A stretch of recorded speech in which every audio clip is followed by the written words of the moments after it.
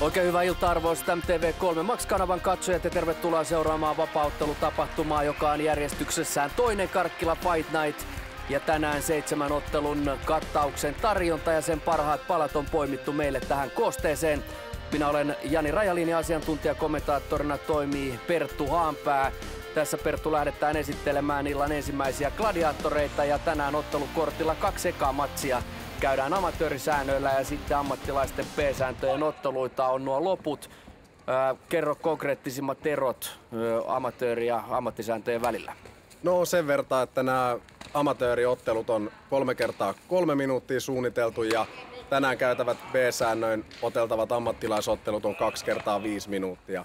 Ja sen verran, että sellaisille katsojille tiedoksi, jotka ei oikein ole seurannut vapaa-ottelua, niin nämä ensimmäiset 2 ottelua, mitkä on amatöörisäännöin, niin siellä ei matossa saa lyödä. Ja näin on lähtenyt homma liikkeelle. Kehätuomarina Mika Moukari-Sinkkonen seuraa tiukasti näiden nuorten tulevaisuuden nimien taivallusta. 3 kertaa 3 minuuttia eli aika hyvällä temmolla. Tullaan todennäköisesti tänään ottelemaan. Kamppailu käydään sarjassa 77,1 kiloa ja valkoisissa housuissa ottelee Petteri Pääkkönen. Hänen seuransa on Helsingin itsepuolustuskoulu. Hipko ikämiehellä 23 vuotta pituutta, 177 senttiä. Ja hänellä vastassa Aleksi Nurminen, RNC Sport Club seura, ja siellä on treenattu upeita yläpotkuja, kuten kuvissa näkyy. Ja seurahan toimii Hyvinkäällä, on tällainen suht tuore ja uusi seura suomalaisella vapaa-ottelukentällä. Mutta sieltä löytyy kovat nimet, muun muassa Janne Tulirinta tämän seuran takaa, joten ei ihme ole, että tekninen osaaminen on jo huippuluokkaa.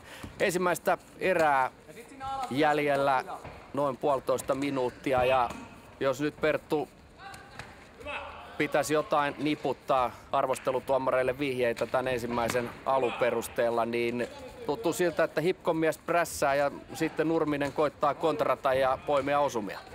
Joo, että siltä tosiaan näyttää, että todella teknistä on toi Hipkon kaverin pysty, mutta siinä on hienoja U-väistöjä ja koukkuja, mutta kyllä näyttää siltä, että toi Nurminen noi osumat sieltä napsii. Ja arvostelutuomarit on siis kääköiseen ulkopuolella, mutta suomalainen vapari-arvosteluhan toimii siten, että yksittäisen erän jälkeen ei tehdä noita merkintöjä, vaan tuomarit sitten arvostelee aina ottelun kokonaisuudessaan yhdellä kertaa. Nyt on aika pahasti jäänyt Pääkkönen tuonne kulmaan, pääsee sieltä kuitenkin pois. Nurminen prässää molemmilla käsillä ja ehkä vähän kaasuttelee omia hauiksiakin tyhjäksi. Ja nyt ollaan ensimmäistä kertaa iholla, mutta tämä eka erä on mennyt ihan täysin pystyssä. Todella hyvältä näyttää kyllä pystyä. Et ei ihme, että toi Petteri ei yhtään, vaikka toi Aleksi pääsi sinne räimimään kovaa tonne nurkkaakin, niin ei se kyllä hetkahda mistään. Ei edes noista spinning back fisteistä, mikä sieltä just tuli. Tiukka pyörähdyslyönti ja nyt pääsee puolestaan Pääkkönen prässäämään kovilla yläpotkuilla. Tässä tilanteet vaihtelevat ja olisiko tossa ehkä Nurminen sitten vähän väsähtänyt. Hän aika lailla piti tempoa yllä, imuroi tossa taas yhden kohokoukun ja nyt polvet molemmilla ja siinä nostetaan vähän, ainakin Pääkkösen ääni ottaa vielä pari askelta ylöspäin, eli menee vähän kiviosastolle toi polvitekniikka, mutta samaan aikaan kongisoi miehet kulmauksiin kuuntelemaan ohjeistusta. Perttu, minkälainen erä 2 tullaan näkemään? No en tiedä, että vaikuttiko toi kova tempo ton Nurmisen nyt tähän toiseen erään. Et se piti kyllä kovaa vauhtia yllä, että Petteri painosti, mutta ei paljon kyllä hosunut eikä liikaa tehnyt duunia. Ja Nurminen lähtee taas terävillä tekniikoilla tähän erään numero 2. Nyt molemmat leipovat noita alapotkuja, eli tuohon sisäreiteen pikkusen naputellaan ja samalla haetaan etäisyyttä. Nyt lähdetään lyömään suoria koukkuja sieltä yläpotku Pääkköseltä. Pikkusen pamahtaa tuohon leukaan ja jollain tavalla Perttu ehkä tommonen tarkkuus ja huolellisuus suuntaan ja toiseen, niin tässä voisi tulla vaikka keskeytysvoitto. Nyt vaan roiskitaan, mutta ei ihan aina niin kuin ajatella ja viedä tekniikoita loppuun asti. No joo, se on välillä vähän näyttää semmoiselta räimimiseltä ja sitten kun noita koukkuja lähdetään huitomaan, niin toinen käsi näyttää vähän putoavan puolin ja toisin suojauksesta. Ja nyt katsotaan sitten, nähdäänkö tässä ensimmäinen alasvienti ja sieltähän se tulee ja näin suht näppärästi täräyttää Aleksi Nurminen Petteri Pääkkösen tonne tontin puolelle ja nyt katsotaan minkälainen on Nurmisen matto-osaaminen ja mitä hän lähtee rakentamaan. Aika lailla tuolla kulmassa ollaan ja siitä kun vähän liuutaan tonne köysistä vielä ulospäin, eiköhän Moukari, Sinkkonen, tuomari siirrä herrat tonne keskelle. Ja tässä nähdään lähikuvassa, että ainakin Petteri Pääkkösellä on vähän tuossa silmän alla mustelmaa, että jokunen osumakin siellä on tänään nähty.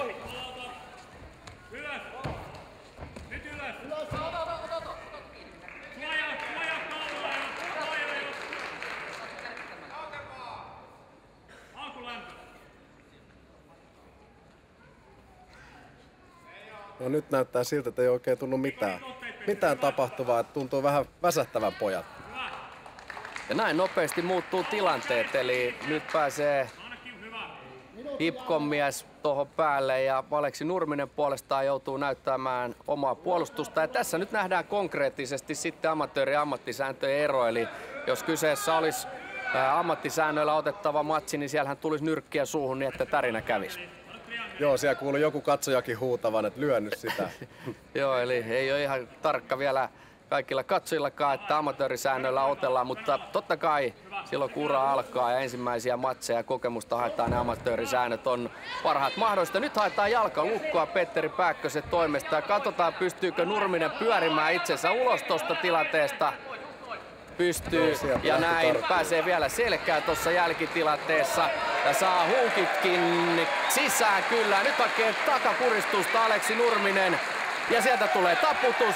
Näissä nähtiin nopea lopetus ja nähtiin se upeus, mikä tähän lajiin liittyy. Eli sekunnin murto-osassa tilanteet voi muuttua aivan suuntaan tai toiseen.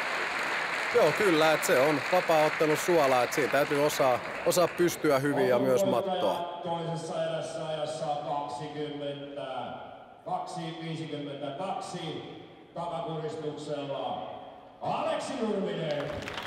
Ja näin upea voitto Aleksi Nurmiselle. Tämä oli miehen uran 4. voitto. Ja jollain tavalla Hipkon mies Petteri Pääkkönen erittäin pettynyt tuohon omaan suoritukseensa. Toisaalta hänellä voittoavaimet oli tosi lähellä, mutta pieni virhe ja Aleksi Nurminen kuittasi, hoisi homma takakuristuksella ja otti keskeytysvoiton. Seuraava kamppailu käydään edelleen amatöörisäännöillä ja nyt otetaan sitten vähän raskaamman kaluston tykityksen laulantaa. Matsi on sovittu sarjaan 86 kiloa. Riku Westman, hänen seuransa Hipko ja Mika Kuronen. Hän tulee MMA Tutosta eli Turun tovereiden seurasta.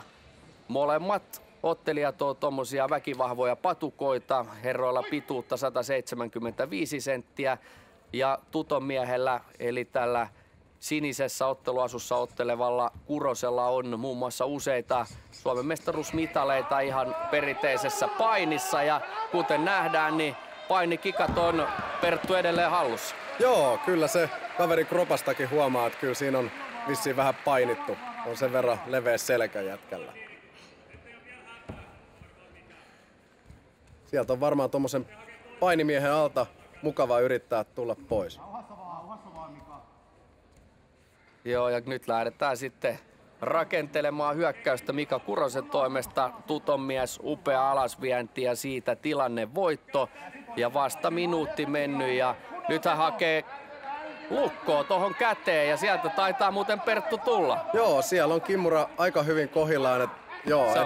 Jos ei olisi taputtanut, niin kyllä se olisi varmaan olkapää vähän muljahtanut, ainakin kipeätä tehnyt. Ihan hieno Kimura oli. Hieno Kimura ja sanotaan näin, että MMA Tuton mies niin käytti todella hyväksi niitä osa-alueita, missä hän on parhaimmillaan, eli painitekniikat. Ensiksi katon kautta kaveri tonttiin ja sitten väkivahva, pikkuhiljaa hyvällä tekniikalla haettu lukko tuohon hartiaseutuville ja Riku Westman Hipkon mies joutui taputtamaan. Nopea voitto ensimmäisessä erässä ja tästä on hyvä jatkaa. Mika Kurosen nimi kannattaa ehdottomasti laittaa mieleen. Tämmöiset edesottaamukset ja mieshän on kohta ammattiotteluissa. Seuraava kamppailu on illan ensimmäinen B-säännöillä käytävä ammattilaisottelu. Se käydään sarjassa 65,8 kiloa ja tässä kamppailussa nähdään sitten kansainvälistä väriä. Mikkel Ersoi, Forza Fighting Team Superior. Hän tulee Ruotsista. Ruotsin Shoot Fightingin mestari, 165-senttinen ottelija, joka on syntynyt vuonna 1990 ja hän saa pikkusen isomman taloudellisen korvauksen tästä ottelusta kuin Jarmo Paunonen, joka on GP-kymin debyyttimies punaisissa housuissa. Kerrotko Perttu minkä takia? Joo, eli Paunonen oli puntarilla edellisenä päivänä niin 67 kiloa, mutta sitten kavereiden managerit tuossa Hartikaisen Olli soitteli Ersoin managerille Ruotsiin ja sopivat sitten, että Paunonen menettää osan palkkiostaan suoraan Ersoin tilipussiin ja saatiin matsi toteutumaan. Hyvä näin. Eli voisi kuvitella, että Paunosellakin aika kalliit hampurilaiset, no niitä on käyty pari päivää sitten syömässä, että no en tiedä. Siinä on, kuten Paunosen kropasta näkyy, niin jouduttu kiristelemään viime aikoina. Kaikki nesteet on oltu saunassa ja hypitty narua hikipuku päällä, mutta paino ei vaan tippunut, sitä oli muutama kilo yli tai oikeastaan kilo 200 ja sitten sovittiin, että maksetaan vähän palkkiosta pois ja näin päästään ottelemaan. Tämähän on ihan yleinen käytäntö myös kansainvälisissä kehissä, eli niihin painoihin, mitkä sovitaan, niin niissä ottelu pitää käydä. Toivotaan, että Paunonen maksaa sitten ton rahan edestä nyrkkiä tänään Ersoille, että Ersoi saa tehdä kunnon iltapuhteen noiden rahojen ansaitsemiseen ja tällä hetkellä näyttää siitä, että Paunosella lähtee homma hyvin käyntiin. Joo, kyllä.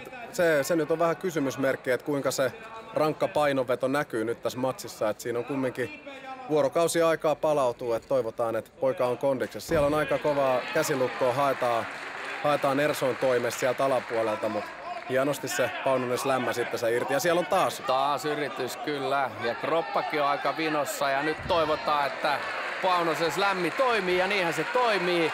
Ja sen jälkeen ground and pound ja Paunonen pääsee paukuttelemaan nyrkeillä ja nyt syntyy Karkkila yleisö siinä, kun tulee vasaralyöntiä tonne kasvojen suuntaan.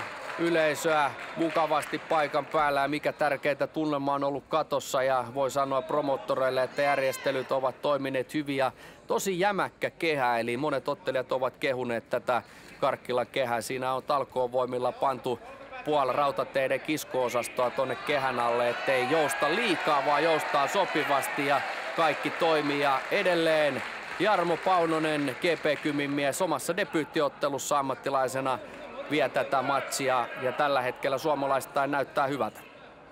Kyllä joo, että siellä ollaan nyt vaan oltu melkein koko matsi tuolla kulmassa, että saa nähdä kauan toi tuomari, onkohan siellä Aaltonen vai Sinkkonen tällä kertaa, niin antaa matsin jatkuu, kun ei silleen mitään tapahdu. No kyllähän toi Ersoi tuolla koko ajan jotain hakee ja sitten taas Paunonen tarjoilee nyrkkiä tosta päältä. Ja tässähän on nyt sitten, kun on ammattisäännöillä, niin otetaan näitä 5 minuutin eriä ja toi on aika iso hyppäys, kun mietitään, että 3 minuutin erästä siirrytään 5 minuuttiin, vaikka kyseessä on vain 2 minuuttia, mutta se on yllättävän raskas ero. Kyllä joo, ja tommonen Paunosenkin äsken, niin kauan se tuossa äskenkin sai lyödä Ersoita tuo kulmas, että kyllä sekin alkaa tuntumaan varmaan hanskoissa, kun 5 minuuttiakin melkein mättää tuo noin, niin kyllä se alkaa painamaan. Tää on jännä tää Erso ja hänellä on kyllä hyvä juju tuossa puolustuksessa, eli koko ajan kun häneltä joku yritelmä irtoaa, niin hän on heti yrittämässä seuraavaa. Eli tommonen monipuolinen ottelija ja tarkkana saa Paunonenkin olla, vaikka on tässä hyökkäävässä positiossa ja on viemässä tätä ensimmäistä erää, ettei juokse mihinkään hölmöä lukkoon. Pikkusen reilu minuutti jäljellä ottelu ensimmäistä erää ja siitä hyvä paikka lyödä oikealla ja nyt tulee lisää. Näin Jarmo Paunonen pikkuhiljaa pehmittää tätä ruotsalaista, Ruotsin Shoot Fighting -mestaria, mutta pitää myös itse olla tarkkana ja näin pääsee Mikkel Ersoi myös pystyy ja yrittämään sitten vähän paremmasta positiosta tämän viimeisen minuutin ensimmäisen erän suhteen. Siisti, kovatasoinen ottelu, mutta suomalaishallinnassa on menty. Joo, kyllä. Että siellä on varmaan GB-kymillä läksyt luettu Hartikaisen Ollin toimesta. Et itsekin katsonut Ersoin matseja, niin tykkää kyllä räimiä kovaa oikealla takakädellä pystyssä, niin ehkä senkin takia sinnehän se kato Paunonen haluu taaskin, että parempi paikka olla siellä matossa päällä, kun ottaa nyrkkiä pysty suuhun.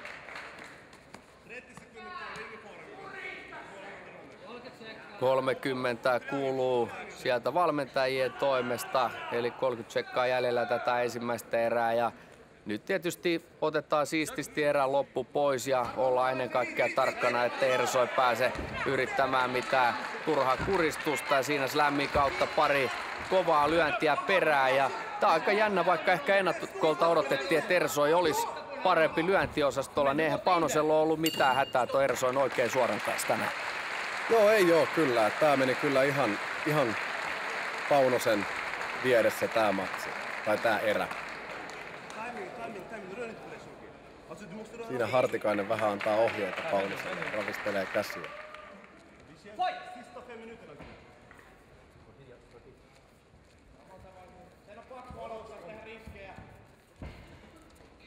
Ja tästä lähtee toinen erä liikkeelle ja se on selvää, että nyt Ersoin on lisättävä omaa vauhtia seuraavan 5 minuutin aikana ja ehkä otettava pikkusen riskejäkin, muuten hän tulee matsi häviämään. Eli jos vaan keskittyy selviämiseen, niin silloinhan Paunonen tulee nappaa tästä pistevoito, joten Ersoin on avattava tuota omaa peliä ja katsotaan sitten pystyykö Paunonen käyttämään sitä hyväksi. Siinä nähtiin näytöt tuosta Ersoin lyöntiterävyydestä, vasen suora oikea kohokoukku peitto, ne menee ohi, mutta Paunonen ihan perus vasemmalla suoralla paukuttaa. Nyt koittaa suutata ja nyt juoksee vähän pahasti noihin Ersoin tekniikoihin ja nyt nähtiin toi ruotsalaisen nopeus ja vaarallisuus ja noi iskut kyllä löi melkein Paunosella iskarit pohjaa, ainakin teki kipeät. Joo, ja siinä tuli napsahtikin ihan, tuli toi Ersoin polvi tohon Paunosen nenään aika pahasti, että siinä näytti, että meni vähän Paunosen silmäkin kiinni sen tilanteen jälkeen. Mutta hyvin suurena taistelijana Paunonen selvittää ton tilanteen ja ottaa nyt hallitsevan position. Ja nythän melkein voisi Paunonen sitten hakea vaikka lukkoon. Siellä näyttää jommalta kummalta. Onko se Paunoselta kuitenkin tulee verta tällä hetkellä aika reilusti. Ja kyllähän se tietysti vähän haittaa ennen kaikkea esteettisesti. Se ei ole kauhean kauniin näköistä, mutta sitten tietysti kun veri menee tuonne silmiin ja muuta, niin se haittaa. Eli nyt vaan nopeasti joku lukotus ja suihku kautta katsomaan, nauttimaan kahvia ja katselemaan muita otteluita. Kyllä, saa nähdä kuinka paljon sitä verta tulee, että keskeyttääkö tuomari, että katsoo mitä on käynyt, mutta ei sieltä näyttää nyt, ettei sitä nyt niin kovin valukkaa kuin aluksi näyttää.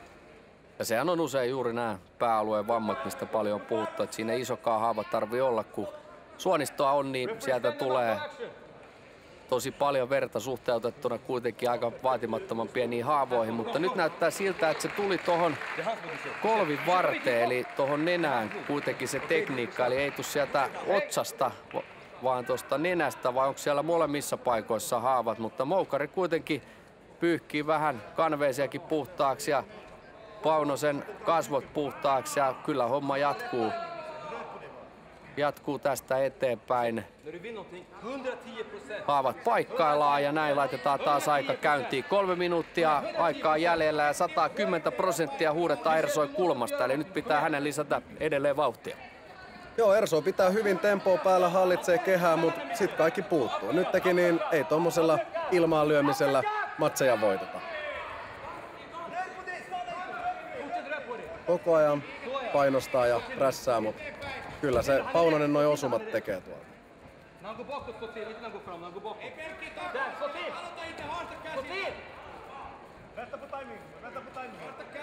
Ja tosi vähän tulee potkuja, eli juuri kumpikaan herroista ei potki siinä. Varsinkin Ersoilla niin paino on tosi tanakasti tuolla etumaisella jalalla ja siihen voisi joku alapotku tehdä aika kipeätä, mutta nyt keskitytään lyömiseen ja sitten näihin painitilanteisiin. Ja toistaiseksi näissä painitilanteissa niin GP10 Jarmo Paunonen on ollut huomattavasti parempi ja pystynyt ottamaan noita alasvientejä. Nyt on Ersoilla pieni painostuksen paikka, mutta ei vielä Jarmolla mitään suurta hätää ole, mutta selkeästi paremmin on ruotsalainen tullut kuitenkin tähän toiseen erään. Joo, ihan hyvin nyt on mukana. Tuntuu toi Paunonen olevan vaan aika pirun vahva tuolla matossa. Et saa nähdä mitä nyt käy, kun Ersoi makoilee päällä ja Paunonen on ottavana osapuolena. No eipä se kauaa kestänyt sekään juhla. Ei kestänyt. Siinä Ersoihan oli jo yhdestä jalasta ohi ja yritti toisen jalan ohitusta ja samalla näppärästi Paunonen käänsi position toisenlaiseksi. Minuutti 20 aikaa ja faktahan on se, että pisteiden valossa Paunonen tätä hommaa johtaa. Eli väkisi hänen ei tarvii mitään megatekniikoita yrittää. Enemmänkin Ersoihan hyökkää, mutta aika näppärästi noi suorat käsilukot tosta purkaa Paunonen koko ajan nostamalla kaveri ilmaa ja slämmäämällä takas tuohon kanveeseen.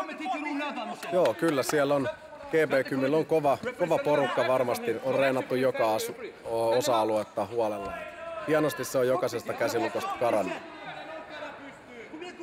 40 sekuntia aikaa jäljellä ja sieltä vielä pari lyöntiä, mutta edelleen Mikkel Ersoi on vaarallinen koko ajan. Hän yrittää, mutta nyt tulee siihen malliin nyrkkiala Paunonen, että Ersoi ei pysty tekemään noita käsilukkoyrittelmiä, vaan joutuu puolustamaan ja keskittymään siihen, että selvii loppuun saakka omilla jaloilla. 20 sekuntia aikaa jäljellä ja 5 minuutin erää, näinhän otellaan, eli kovin pitkää taivalusta enää Paunosella ei ole jäljellä ennen tuomion julistusta. Ja tänäänhän on Perttu ollut aika vauhdikkaita otteluita, on nähty noita keskeytyksiäkin, mutta nyt näyttää siltä, että tulee täyden ajan matsi. Joo, se on ihan, katsojat aina tykkää noista otteluista jostain syystä, missä tulee kaiken näköisiä lukkoja ja tyrmäyksiä. Et tykkää ainakin sellaiset, jotka ei laji niin paljon seuraa, niin että tulee paljon keskeytyksiä, niin nyt ollaan ainakin niitä nähty ennen tätä matsia.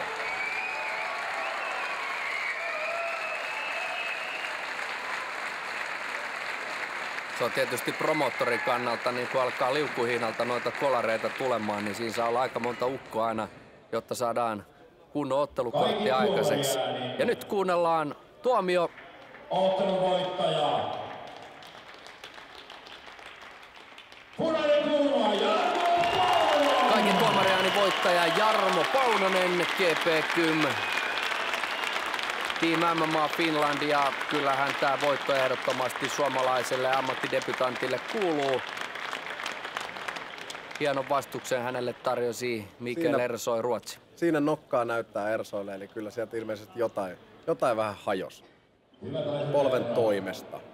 Jarmo Paunonen.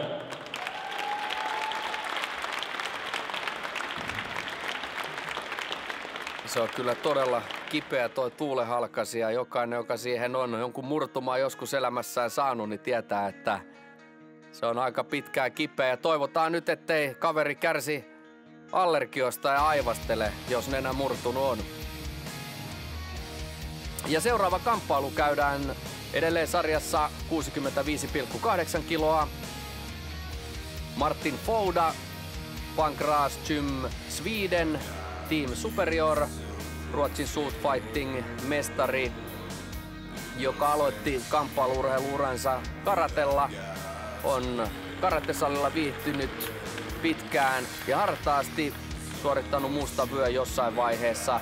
Karaten Euroopan mestari ja kuului aikanaan Ruotsin karate-maajoukkueeseen ja on nyt sitten lähtenyt kokeilemaan karatesalilta opittuja taitoja vaparikehässä, ja sitten tietysti karatetreenaamisen ohella niin on näyttänyt, että painiakin pitää treenata, jos mieli pärjätä. Mutta ollaanhan me Perttu ihan UFC:stäkin nähty näitä maailman huippuottelijoita, jotka on näyttänyt, että perinteisellä karatellakin mennään aika pitkään.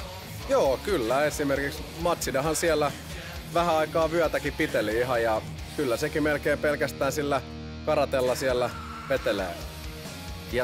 Ja samahan on tietysti K1, eli potkunyrkkeilyssä tässä pystypuolella, niin kyllähän sielläkin Remi Bonjanskia ja Semi Silt ennen kaikkea, niin ihan tällaisia peruskaratetaistelijoita, jotka on menestynyt kerta kaikkiaan loistavasti. Eli hyvät pohjat karatekin antaa, vaikka nykyisin tietysti vapaaottelu on ihan oma lajinsa, jossa pitää osata potkiminen, lyöminen ja tietysti painitekniikat.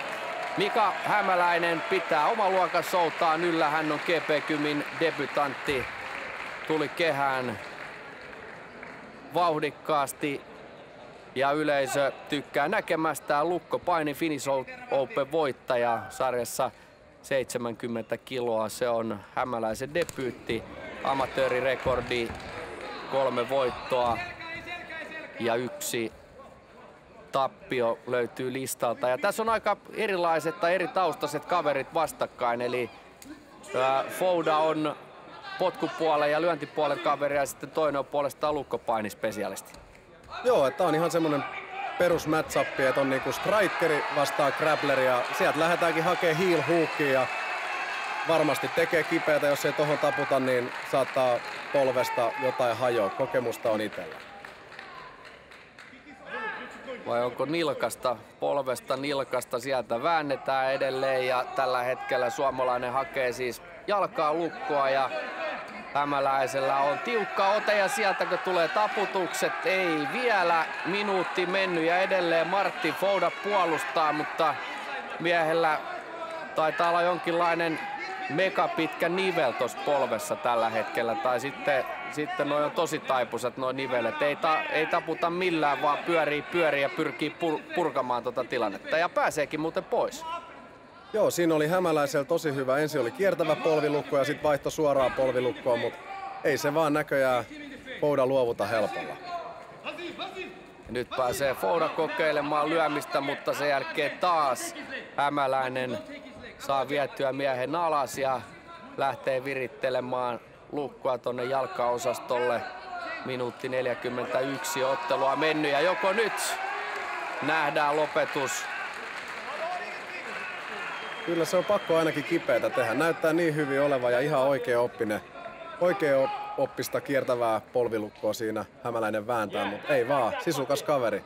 Tai sitten on yli taipuvat nivelet. Näitä erikoismiehiäkin aina välillä nähdään. Ja näin pyörähtää sitten hämäläinen päälle ja nyt katsotaan sitten kun rakennetaan tuosta aika nopeasti ja näppärästi mennään jaloista ohi. Joo, sinne se heti hyökkäsi sideen ja nyt pääsee tarjoilemaan pahaa mieltä siitä päältä. Nyt ollaankin jo mountissa. Näin mount-positio ja nyt tulee nyrkkiä ja ammattisäännöillä kuten nähdään niin lyöminen päältä sallittua. Kyynärpäällä ei alaspäin tietysti lyödä saa, mutta nyrkillä kyllä näin tehdään ja sitähän hämäläinen tekee. Saa nähdä selviääkö Ruotsin mustavyö karateka tästä tilanteesta. Nyrkkiä tulee ja aikaa on vielä reilusti jäljellä. Siinä kova oikea. Ja nyt kääntyy jo selkä ja tää on yleensä sen merkki, että tekee kipeätä. Ja samalla kuten nähdään, niin hämäläisellä on huuki tosittain. Eli noi jalat tuolla lantiolla ja siitä mies kohta lähtee hakemaan takakuristusta. Näin käsi on tuolla kaulalla. Ja ruotsalaisen vaikeudet jatkuvat. Joo, kyllä. Tosi hyvin pääsi mättämään siitä päältä niin kuin ihan hyviä osumia vielä, että ei ollut semmoista turhaa huitomista. Ja nyt on kyllä niin syvällä, että ei voi mitään. Nyt sammu valot kyllä. Noin. Se oli siinä. Aika pitkään muuten Moukari katso. Taisi olla ruotsalainen, kun ei luovuttanut, niin Moukari katsoi, että silmät on edelleen auki, mutta ilmeisesti taisi olla älyämpärissä jo aavistuksen verran aikaisemmin. Joo, siltä se näytti, että siinä ihan lähti osittain tajukin jo kaverilta, mutta jotkut ei vaan suostu taputtamaan. Mika Hämäläinen, GP-kymi debutantti, on yhtä hymyä ja onnellinen tämän ottelun jälkeen. Hänelle voitto takakuristuksella vauhdikkaiden tapahtumien jälkeen ja Hämäläinen näytti kyllä tosi upeata painiosaamista, yritti useita lukkoja tuohon polvealueelle. Ne vielä Ruotsin Martin Fouda selvitti, mutta sitten lopulta mounttiin siitä lyönnit ja siitä selänkääntö, takakuristus ja upea voitto Hämäläiselle. Joo, siinä ei Fouda vissiin vieläkään oikein tajua, että mitä tapahtuu, kun kattelee kulmaa ja levittelee käsiä vieläkin, että ilmeisesti lähti sen verran taju pois siinä, että unohtui vähän tapahtumaan.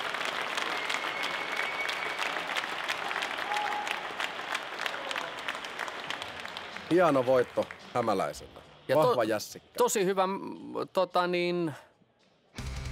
match-up myös, eli oli löydetty hauska pari. Toinen potkuspesialisti, toinen painispesialisti ja siitä tuli vielä kaiken lisäksi supea ottelu. Mika Hämäläinen vastaan Martin Fouda ja voisi ihan hyvin kuvitella, että herrat vois jossain vaiheessa ottaa vaikka uusinnan. Kyllähän tossa paljon jäi vielä sanaa sanottavana myös Martin Foudan suunnalta. Seuraava ottelu ja pikkusen painavammat miehet kuin äsken, eli nyt ollaan sarjassa 70,3 kiloa. Jani Salmi, GP-kymin debutantti, GP-kym Team MMA Finland on hänen seuransa ja Teemu Koskinen tulee puolestaan Grappling Team Porista. Ja Koskisella on ennen tätä ottelua yksi voitto, ikämiehellä 27 vuotta. Pituutta 179, mutta tää Salmi, GP-kymin nuori debutantti, on vasta 18-vuotias, eli aika nuorena ja ammattikehi. Joo, jätkillä on tosiaan 10 vuotta ikäeroa, mutta ei se näytä siellä paljon puhuvan. Siellä nuorempi poika on päällä ja siitä alkaa jakelee nyrkkejä vissiin. Ja miesten vapari Finnish Open 1 Jani Salmi on vuodelta 2011, eli vaikka nyt ammattikehissä debyytti tehdään, niin kyllä amatöörikehissä on kierretty ja sieltä kokemusta haettu. Mutta tuntien GP-kymin tiukan treenin, niin kyllähän siellä on valmistauduttu siihen, että tämä ammattimatsi on erien mitoiltaan 5-minuuttisia eriä, 2 minuutin erää, eli varmasti Salmi jaksaa ja pääsee näppärästi jaloista ohi tuohon sivupositioon, eli Salmi aloittanut tosi hyvin. Joo, ihan loistavasti. Et mä ton Koskisen edellisen matsin kävin katsomassa ja se lopetti sen tosta kaardista alta just käsilukkoon. Et kai sitäkin ollaan reenattu GB-kymin toimesta. Siihen ei ainakaan jäädä enää. Paino alhaalla ja ohi, takas ohi. Hyvä Ja nyt nähtiin hieno tekniikka Teemu Koskiselta. Hän purki ton tilanteen, sai sinne polvea väliin ja pyöräytti näppärästi Jani Salmen tuonne kaadiin. Ja siinähän on Teemulla taas, mitä puhuit, että pyrkii hakemaan noita käsilukkoja, niin siinähän on taas vähän sellaista viritelmää. Joo, koko ajan tuommoista korkeata kaardia hakee noilla jaloilla ja koittaa sitoa toista Salmen kättä, mutta kyllä tuntuu olevan Salmi aika vahva tuossa päällä. Ja nyt alkaa lyönti toimimaan Salmelta. Hän hakee hyvin oikealla tonne vartaloon, pehmittää sinne pikkuluihin ja sitten lyöntiä perään. Ja siinä Salmi hetkeksi irtoaa tilanteesta, mutta ei pääse Koski pystyyn, vaan Salmi hyökkää heti ja pyrkii lyömään tuota ylhäältä pitkällä kaarella kovan oikean, ei osumaa 2,5 minuuttia, eli puolikkaas ensimmäistä erää mennyt. Ja nyt tuomari nostaa herrat pystyyn, on sitä mieltä, että annetaan yleisölle näkemistä koko raha edestä ja lisätään vauhtia ja katsotaan miten homma toimii pystyssä. Ja nyt tulee hirveä pommiala Jani Salmi. Joo, ja siitähän ne valot sammukin näköjään Koskiselta. Et se oli yksi takakäsi heilahti ja valot pois ja sitten viimeistellään vähän hammerilla tuolla matossa. Niin se oli siinä. Voisi sanoa, että toi oli semmonen längelmäkeläinen olan yli kipattu ja jotkut vois ehkä kutsua nakkikiska koukuksi jollain tavalla. Eli jos perjantaina menee paikalliseen grillionoon kiilaamaan, niin silloin voi tommonen läsähtää leukaa. No, siinä oli tietysti hieno tekniikka mukana, eli Salmi kippas sen näyttävästi tosta etumaisen yli, vasemman yli ja se osui aivan maaliin ja näin Teemu Koskinen on tennän out kunnossa. Jani Salmi, paras mahdollinen startti, debyytti ammattilaisena ja totaalinen tyrmäysvoitto. Ja aika paljon näyttää olevan adreen veressä. Mies kävelee tällä hetkellä aivan tohkeissaan tuolla kehässä. Kyllä. Voittaja punaisen kulmaan Jani Salmi. Kyllä ihan vakuuttavaa jälkeen noin GB-kymin jätkät on tähän asti tehnyt. Ja tänään jos Jani Salmelta kysyy, että mikä on maailman hienointa, niin hän sanoo, että vapaa-ottelu. Ja sitten taas, kun vapaa-ottelussa tappio välillä tulee, niin tuntuu, että maailma kaatuu. Mutta voittaminen se on varmasti upeaa. Ja upea on tunne silloin, kun vaparimatsissa noin tyylikkään voiton pääsee nappaamaan. 2 ottelua meillä jäljellä. Jussi Halonen, GP-kymin mies vastaan Pavel Beriosa. Hän on venäläisottelija, joka edustaa Team Night of Plung Liettuaa. Ja tämä kamppailu käydään sarjassa 77,1 kiloa ja sieltä tulee Jussi Halonen. Hänellä ennen tätä kamppailua 2 ottelua ammattilaisena ja molemmat on päättyneet miehen voittoon. Sen verran on tietoa, vahva painija kanssa ja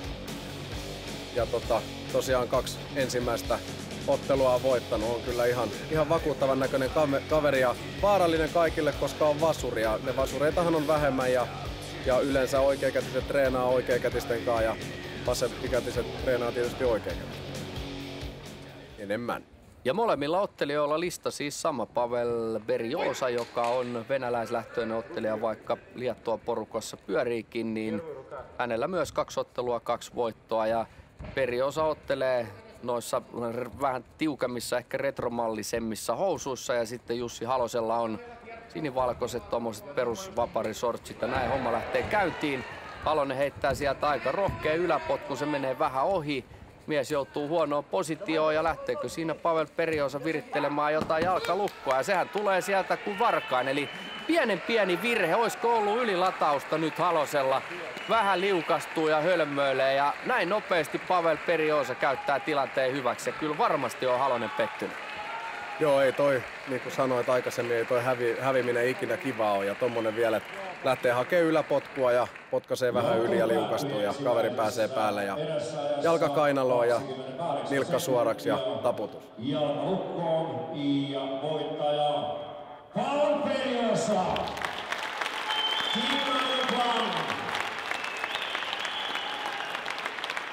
Periosa melkein nappasi silloin nopeamman voiton. Jussi Halonen, GP Kymin mies, hänelle tappio. Ja nyt mennään tämän illan pääotteluun. Musa Amakov, GP Kym Team MMA Finland vastaan Arnold Vanian, Team Nitro Plung, Liettua ja valko-venäläinen alun perin on Arnold Vanian ja hänellä vastassa siis Musa Amakov. Musa Amakovista on paljon kohuttu. Hän on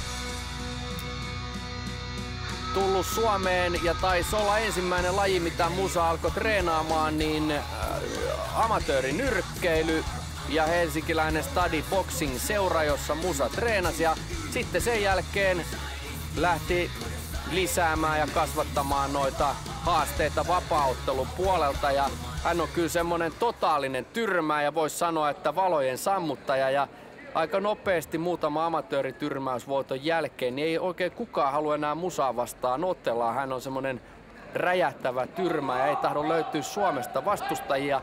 Nyt hän on siirtynyt ammattipuolelle, mutta silti vastustajia ei vieläkään vissiin Perttu Suomesta ihan joka nurkan takaa löydy.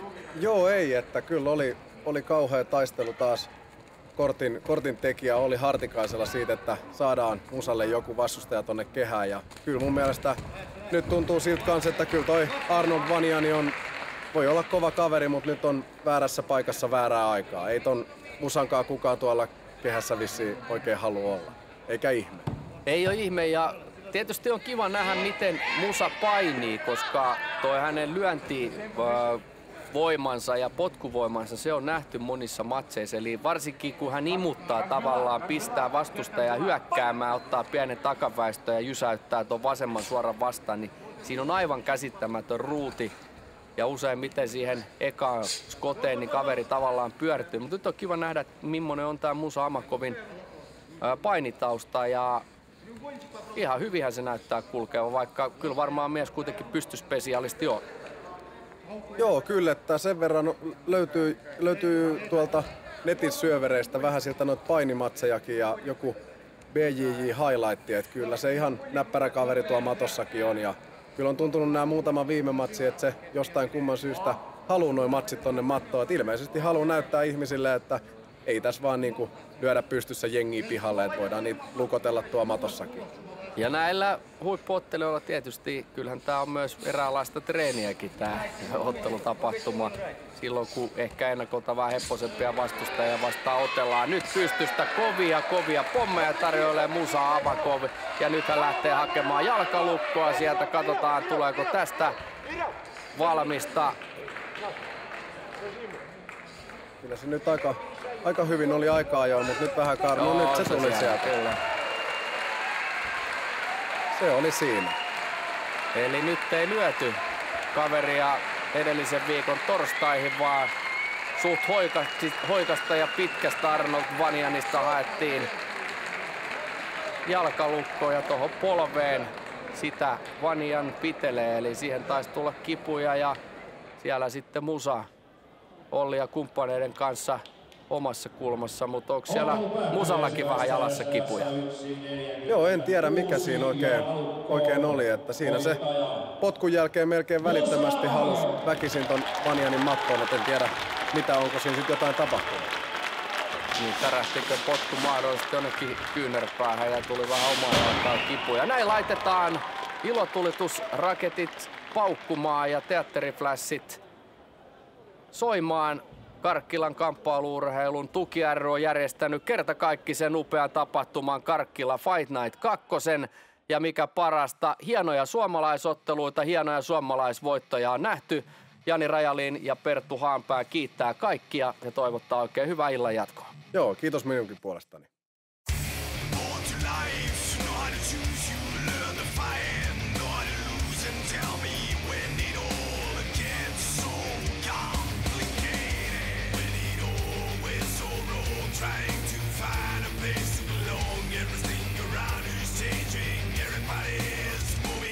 Too fast.